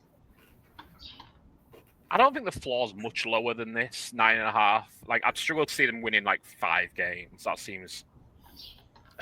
I think this defense is too good to let that happen, truthfully. I honestly think they have one of the best defenses in the league, period. They're stacked at all levels. The cornerback safety room is, again, probably the best in the league off the top of my head. I don't have rankings in front of me, but like, you just look at what they have and it feels very top-heavy, their defense, compared to some of their offense, especially that line. I wouldn't want to be on the O-line in practice because I think you're going to get beat up every week. But yeah, I just think that defense, and again, as long as the offensive play calling isn't as bad as last year, and the O-line can, I'm not going to say be that much better than last year, but kind of, if it gets anywhere near bottom league average, it's going to be an improvement. I struggle to see them, 6 or 7 wins even. I have them at 11-6. Unconfidently, I will say. I could see them getting 10 or 9, but I would lean the over 9.5. I just think the defense is so loaded, and D'Amico Ryans has proven to be a really good coach so far in the NFL. I don't envision that falling off.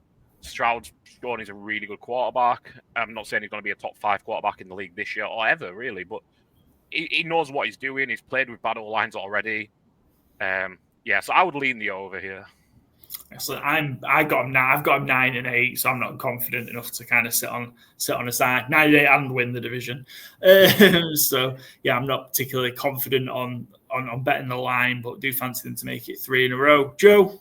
Yeah, I do like I think when you just look at the schedule, they've got the NFC and AFC West, which is tough divisions, and some of them teams, it depends how they're playing, and they've got Ravens, Bucks, Bills as like the top seeds elsewhere. So yeah, I do like that even, because if I just didn't see the schedule, I thought, this is like 11-12 win team, but that schedule.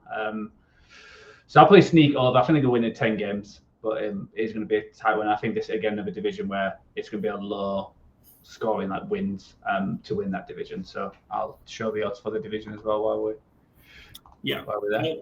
Go for it.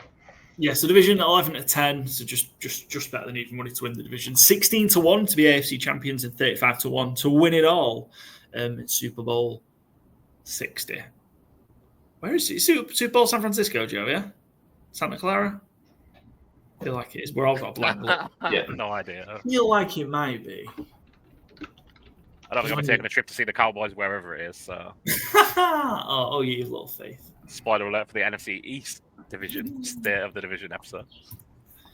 Yeah, I'm sure it is. Yeah, it's at the Niner Stadium, Santa Clara. Yeah, so not San Francisco, because it's not anywhere near San Francisco, is it? Anyway, I think we're all favouring, I think it seems to be for us, the Texans to win the division, make the playoffs 4-6.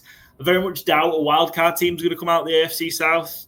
So I think it's, winner only, I think. I have a wildcard team from the AFC South. Oh, we'll get to that, I guess. Is that covered by your bets, is it, at the end? It is, yes. Okay, cool. Excellent. We'll save it for the end then. No spoilers. Here at the Teams from Great Teams cover. Excellent. That wraps up the Houston Texans. On to the Tennessee Titans. Of course, headline number 1 has to be about number 1 overall pick. Can Cam be the man in Tennessee? Quarterback Cam has received little attention and fanfare for a usual number 1 overall pick. Is that the team status to blame? Can his talent help him win a rookie award? Very good, Joe. Very good. Very nice. No, it's not bad. It's not bad. I don't think my delivery helps, to be honest with these. No. Cam Ward, number one. We spoke at length about it, I suppose, in the build-up to the draft and after. Don't think many of us particularly high on him, but it was kind of the move the Titans had to make, I guess, didn't it? Number one. Yeah, certainly. I think by far the quarterback one in the class, most polished. It's hard to get too much of a read of training camp, the mandatory training camps that have just been happening this last week. Everything seems to be going well. Doesn't seem to be any negativity there. It seems to be picking things up as you'd expect. But yeah, very little fanfare. And I think a lot of that is because he's in Tennessee. I think if the Giants were picking one, we'd have heard a lot about Cam Ward this offseason. It's great for him, though, isn't it? It's great for him, beneficial. Yeah, you don't want to be, Caleb Williams and getting reported on what you had for your breakfast every day. I would want to be in a much more market like Tennessee if I was a number one pick, especially in year one. Year five, when I'm an MVP candidate, ideally. Yeah, give me that New York Giants medium market. But yeah, year one, I think it's a nice place to be, I think. Yeah. No, I agree. I think like it's, there'll be no noise, expectations are, lower. I think that's good. And that I think that will help him. I hope he does turn into a good NFL quarterback. I'm not rooting against him. Just seeing enough of him in college to know there were just so many things that he has to change. And he's going to take a lot of really, really good coaching. And did the Titans have that to be able to help him get to where he needs to be for the NFL? I hope he does. Seems a nice guy. Also kind of the story of, he's not a typical number one overall pick that kind of always knew that was going to be the case. And kind of, 0-star recruit and all that in college. And he really has built and fought his way through it. So I really do hope he does succeed because he's worked really, really hard for it.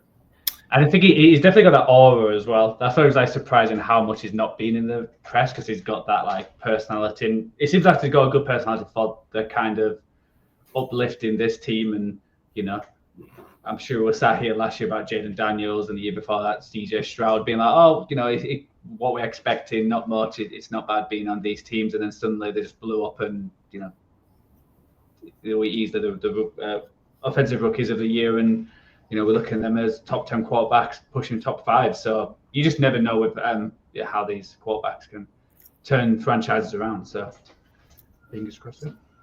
Next up for the Titans,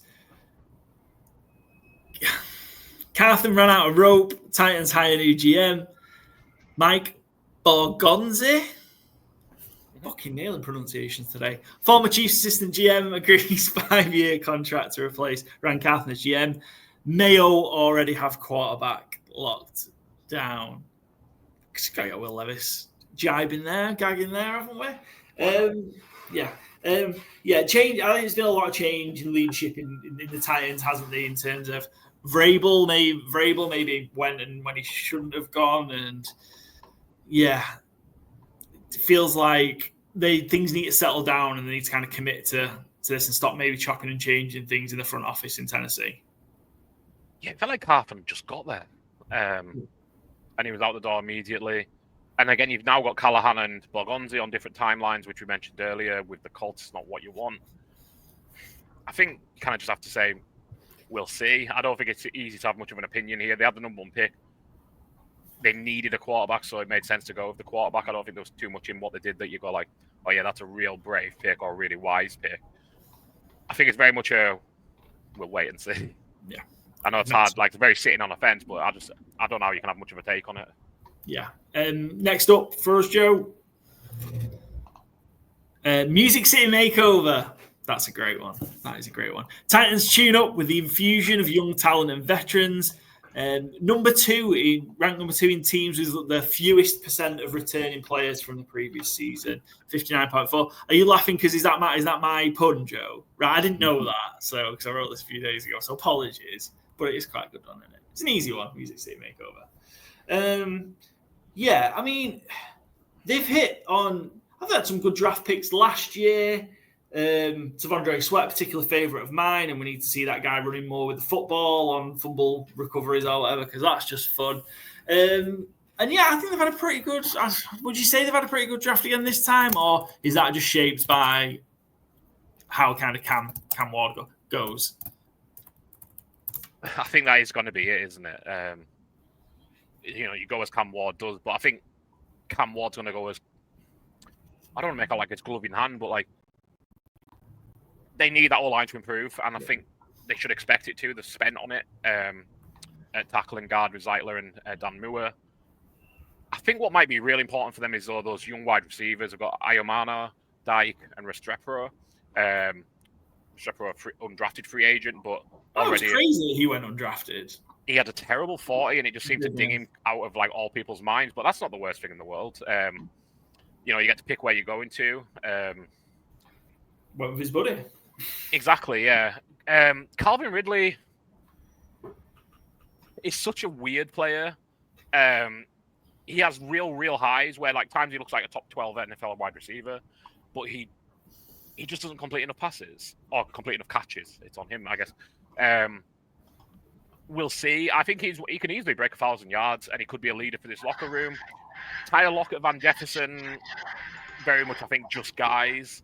Certainly at this stage of the career, Tyler Lockett. But if they can help those young guys, come on, then all the better for it. Yeah. Could Tyler Lockett have like a Adam Thielen-like renaissance? Certainly. Like he has it at the Panthers, and obviously he's been Bryce Young's number one guy these last couple of years. But isn't that the problem? Like, it's not that the Panthers have done much. If that's like what you're holding on to, like he could have a good season, like Thielen, but it's not like the Panthers are at the end of the year. Well, but it's not what you want. You don't want pick to look like in 2 years. Like, oh yeah, we won 7 games over 2 years, or whatever the number is. And yeah, I mean, he could, but he looked really washed in Seattle last year. I felt like I don't know if Thielen ever looked that bad in Minnesota. He might have done. That might be my memory playing tricks on me. But yeah, Lockett looked really checked out and kind of, like I said, done.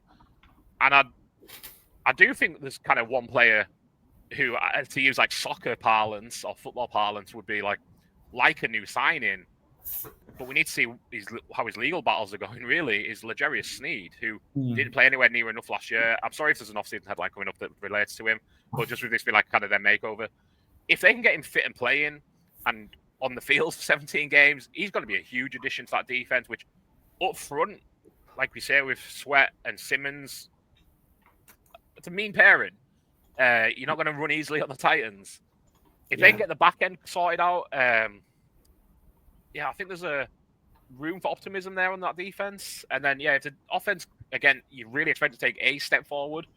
How big of a step, I don't know. But, one to Cam Ward should be an improvement on what Will Levis has been. And Will Levis hasn't been in an incredible situation, but... Excellent. Joe, next one for the Titans. Well, whatever audio you're playing for your laptop is happening.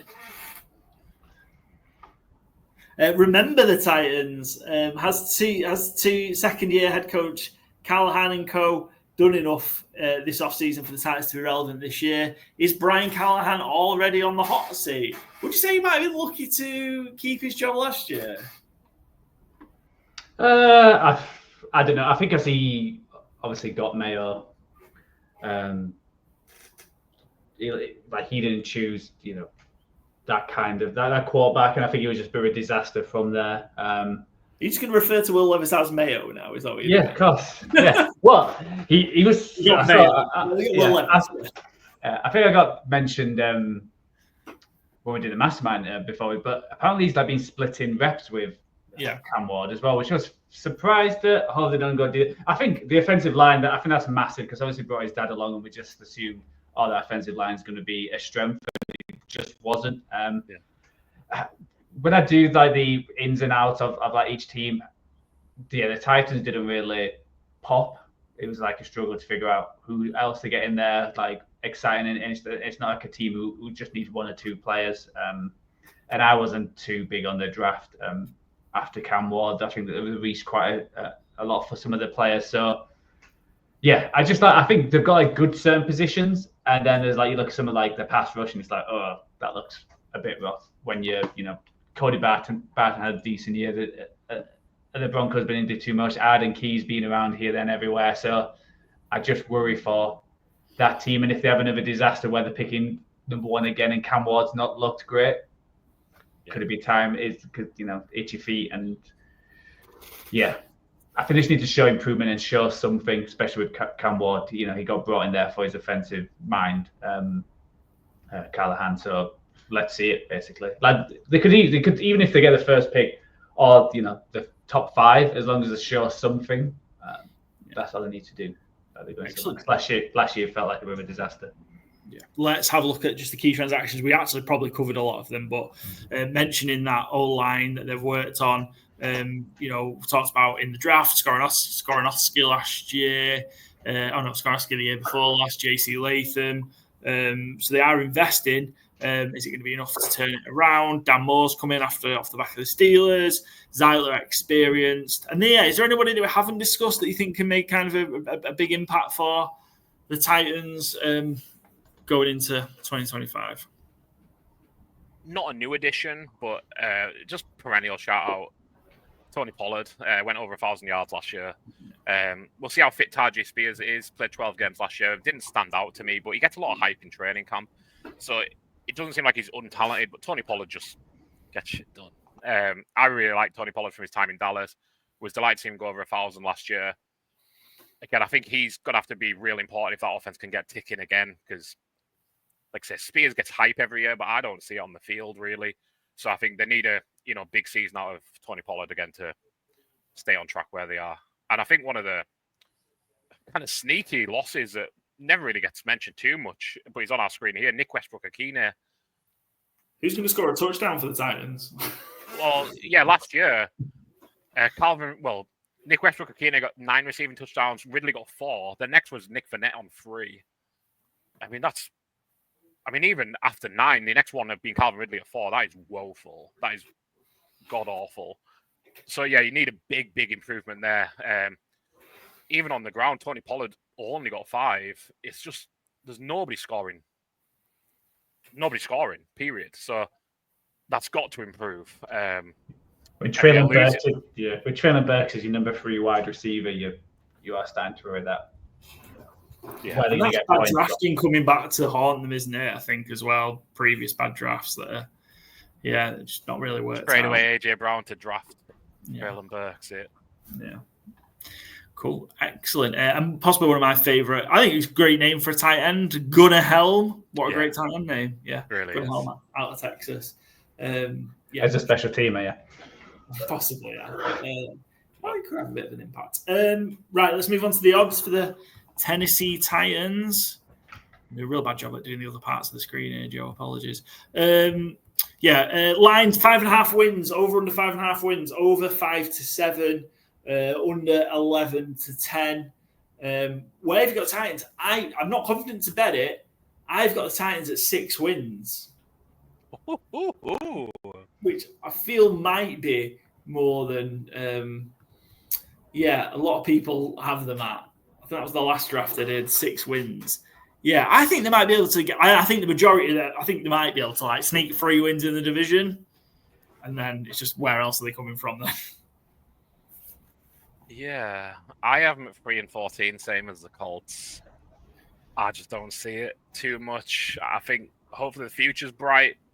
I only have them winning 1 home division game though, so that's against the Colts. So if they do. I think they're just really far behind the Texans and the Jags, though. That's kind of my... I don't see Cam Ward coming out and throwing on this Texans defense. I think that's a recipe for disaster.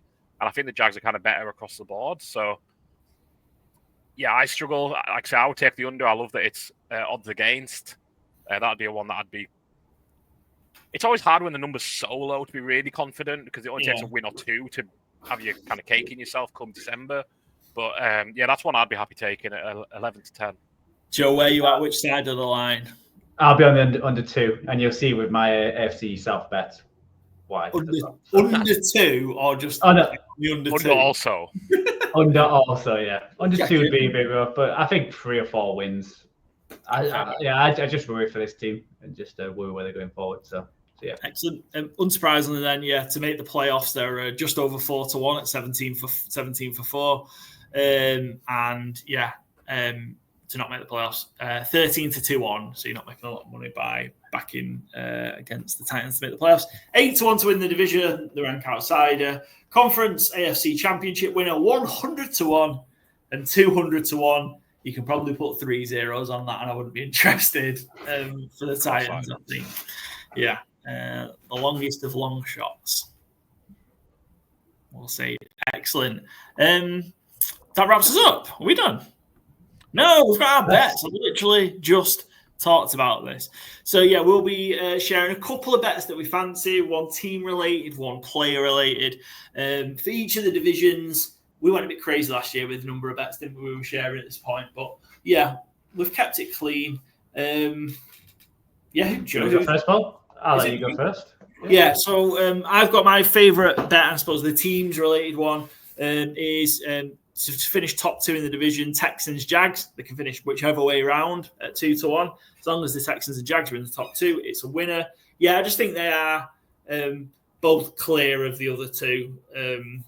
I kind of like I was tempted by the exact order, Texans, Jags, Titans, Colts as exact order bet, which I think was 14s. But yeah, I kind of like that. Yeah, Texans and Jags are a clear step above. Clear step above, and I like that. And then we've talked about it. I mentioned it a few weeks ago. The odds on it are really low now. I was very fortunate. I took it at 23-20, but it's now 10-21. Daniel Jones, Colts week 1 starter at quarterback. It's heavily odds on now. I was very thankful for taking it early. Which, if you're following our X account, you don't know because I tweeted about it. But yeah, and I think I would still take that at 10-21 because I think the only thing that stops that is Daniel Jones getting injured. Which I mean, it's highly possible. If you want the insurance, just back Riley Leonard at 50-1 at the same time. Yeah, why not? I like both those obviously, and Joe, you've transitioned to mine. Thank you very much. And I actually hadn't seen. I never look at what you guys are picking as your bets until I go and put mine in. And me and Paul have the exact same team one. So I thought, well, I'm going to have to change it up a little bit. I do have the Jags winning the division. I have the Jags at, where's my page gone? I have the Jags at 12-5. I have the Texans at 11-6. So not a huge differential. But yeah, I'm very optimistic about the Jags. So I'm taking Jags and Texans at 10-2, 5-1, I think we call it. 11-2, I think it actually is. It's plus 550 on my. Yeah, I mean, that 10-2 is just 5-1, Joe. But yeah, 11-2. Yeah, I think it was plus 550, so I think it's 11-2. I think the Jags are just slightly better. I obviously love yours as well at 2-1 because that was going to be my initial bet of just them to be the top 2. I think that's kind of printing money, which feels a bit dangerous to say on June 12th, but it feels like it is. And then my team one is also 11-2, despite what the screen might tell you, is a player I mentioned earlier, someone I think has been underrated in his career, Josh Downs, to go for 1,000 yards receiving. So to get 1,000 yards receiving, you need basically 60 receiving yards per game, 58.8. He got 57.4 yards per game last year. As a rookie, he got 45.5. I think a natural ascension of 1 more yard per game is not out of the realm of possibility. If he plays 17 games, I think he hits it. I think Danny Dimes will be a better quarterback for getting the ball. Richardson, better for your big chunks. But yeah, I think there's a natural ascension coming for Josh Downs. I think he's, again, being incredibly underrated. Although it's, if you're a fantasy Twitter follower, it has been a bit of Josh Downs week this week, which, I've been on Josh Downs before this week. Clearly, I bet him a lot last year, hyped him up a lot last year. So, 11-2 for Josh Downs to be break 1,000 receiving yards this year. And while we were just digging out Joe on the odds there, he's done an incredible job with the new graphics for the show. 100%. Watch on YouTube. They are phenomenal. Excellent work, Joe. By your good self, as always. Joe, hit us up with your 2 bets. Yeah, so what I was talking about, I've got Titans to have the worst season record, 8-1. They're not even the favourites to get. I think it's the Browns. I think that's obviously been bumped up with the Cam one. I'm just not liking the rest of the draft and, like I said, the rest of the team. So at 8-1, I think they've got a good chance to get that number 1 pick again. Obviously, it's always tight down there. Like last year, we had a few teams where going into week 16, they felt like those 3 or 4 teams could have got it. So we had a few upset wins and some rancid ones in week 18, which probably didn't help certain people's bets. So that didn't go too well. My next one, I only had it in the American way on my betting app, so I had no idea how to get this one. So I've just thought, I'm just going to do it. I did want to put 53-10. So I've got Brian Thomas Jr. and Travis Hunter to both get 1,000 plus receiving yards. So that's like 53-10. So I just wrote 5.3 to 1 because it couldn't divide into, it didn't quite divide into anything. So I think Brian. It's a shade under 11-2 is what it is. Okay. There you go. I'll change that to a shade under. I think Brian Thomas is odds-on favourite to get over 1,000, and I think he'll get there comfortably. It's the Travis Hunter one where that make or break. I just think they're going to try and get him involved quite a lot. I feel like he's got that personality where he wants to be involved quite a lot. So I think he could have some games where he goes off to get towards that 1,000 yards. I still think Brian Thomas is going to be the number one and get more receiving yards, but for both of them to get there. And if they work out how Byron expects it, I can expect them both to hit that mark fairly easily. So that's the my bets for the AFC South. Excellent, good stuff. Excellent work, Joe. That's us done. AFC South, 1 out of 8 episodes, division preview episodes in the books. Thanks again to Travis joining us to talk about the Jags to open the show. We'll be back next with the NFC West. I think we've got next Joe's division. We've got some great guests, Seattle Seahawks podcast guys from 12 Talk, highlighting the Seahawks. And of course, Joel gets time to shine, talking about his San Francisco 49ers as well. As always, follow us, Good Teams with Great Teams Cover. The podcast, audio version of the podcast available on Spotify, Apple Podcasts, Podbean, Overcast, video version with the fancy new graphics available on YouTube. Joe flashes them back up on the screen. Also, Twitter, X, Instagram, TikTok, and Blue Sky at GTW_GTC. And we'll catch you for the NFC West preview.